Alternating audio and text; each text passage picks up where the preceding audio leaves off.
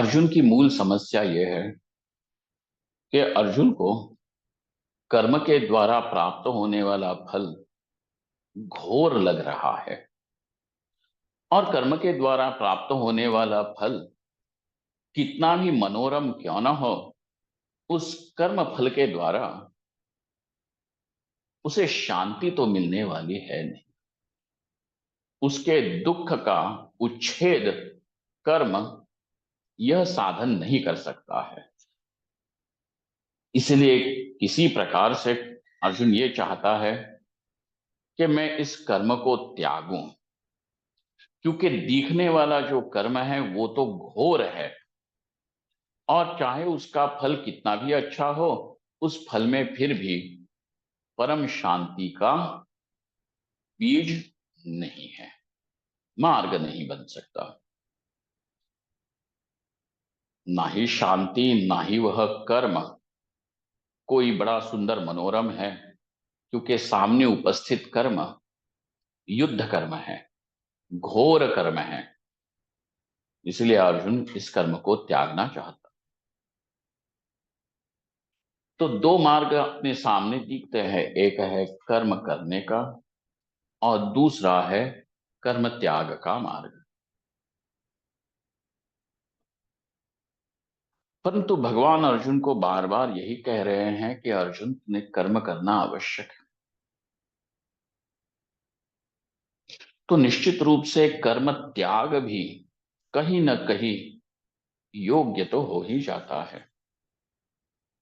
अब सवाल इतना ही है कि कर्म अर्थात कर्तव्य करना किसके लिए उपयोगी है और कर्म का त्याग किसके लिए योग्य है।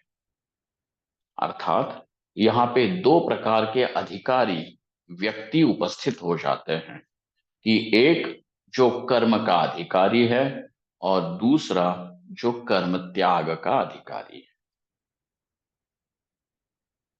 भगवान इसी बात को बताते हैं,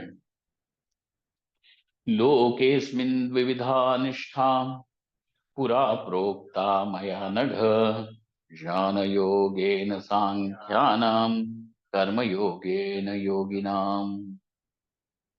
दो प्रकार के लोग हैं और यह व्यवस्था सृष्टि के आदिकाल से ही है। सृष्टि के आदिकाल का अर्थ ये मत समझना कि किसी दिन सृष्टि शुरू हो गई। अरे सृष्टि उसके पहले भी तो जगत था। बीच में प्रलय हो गया और जब प्रलय हो जाता है तो प्रलयकालीन समय में जैसे निद्रा में हम अपने इंद्रियों को, अपनी इच्छाओं को, सारी चीजों को समेट के अंदर सो जाते हैं, लेकिन जब जगते हो तो उसी अपने ज्ञान से, ज्ञान को, इच्छाओं को, वासनाओं को, चिंताओं को लेकर के प्रकट हो जाते हो इंद्रियों के साथ। और फिर दूसरे दिन वहीं से शुरू करते हो। यदि पहले दिन तुमने बे के बे पढ़ा है तो दूसरे दिन उठ के अब तुम्हें बे के बे नहीं पढ़ना पड़ेगा, क्योंकि वो तुम पढ़े हुए हो। अपने ज्ञान को लेकर के चलोगे, परंतु बीच में प्रलय काल था। अब जगने को हमारे यहाँ पे सृष्टि कहा। बात यह है, तो यह सृष्टि अनादिकाल से चल रही है, इसलिए ये व्यवस्था भी अनादिकालीन है।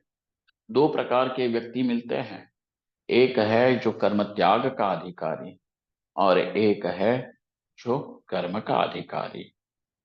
अस्मिन लोके द्विविधा निष्ठा, दो प्रकार की निष्ठा मिलती है। निष्ठा का अर्थ होता है नितराम स्थिति। जिस ऐसी स्थिति की जिसमें तुम सर्वथा बैठे हुए हो, ऐसी अवस्था की जिसमें तुम परिनिष्ठित बैठे हुए हो।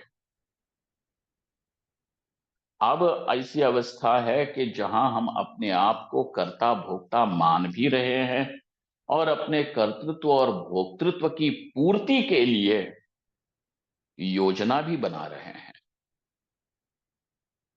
इसीलिए जो अपने कर्तृत्व भोक्तृत्व की ही सत्यता स्वीकार करके कर्तृत्व भोक्तृत्व के अनुरूप ही योजना बनाता है, वही सत्य समझता है, वो तुम्हारी निष्ठा होगी।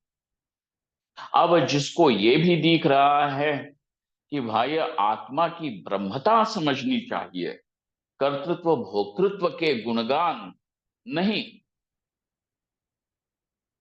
वह ज्ञान का अधिकारी है, वह ज्ञान संन्यास का अधिकारी है। इसीलिए ज्ञान का अधिकारी या तो ज्ञानी अथवा ज्ञान का अधिकारी संन्यास के अधिकारी है, और जो कर्तृत्व भोक्तृत्व को ही सत्य समझ रहा है वह कर्म का अधिकारी। इसीलिए अर्जुन, जो कर्म का अधिकारी है वो यदि अपने साधन कर्म को त्याग देता है तो अनर्थ होगा। उसके उद्धार का जो साधन कर्म है उसी को यदि उसने त्याग दिया तो अब उसका उद्धारक कौन बने। इसीलिए ना ही उसका उद्धार होगा, ना ही उसे ज्ञान हुआ है, अथवा ज्ञान हो सकता है, क्योंकि कर्म ही साधन है। इसीलिए भगवान कहते हैं दो प्रकार के लोग, लोकेस्मिन् विविधा निष्ठा पुरा प्रोक्ता मया नघ, ज्ञान योगेन सांख्यानाम कर्म योगेन योगिनाम। अब कर्म का हम ये अर्थ भी समझ चुके हैं कि ऐसा धार्मिक जीवन, कि जिस धार्मिक जीवन में यज्ञ दान और तप उसके आधार स्तंभ हैं, बुनियादी स्तंभ हैं,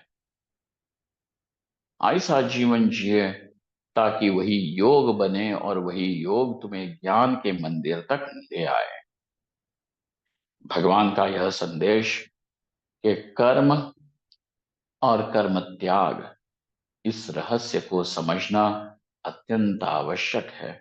इसीलिए अर्जुन का प्रश्न बार बार यही है कि मैं सन्यास के तत्व को जानना चाहता हूं।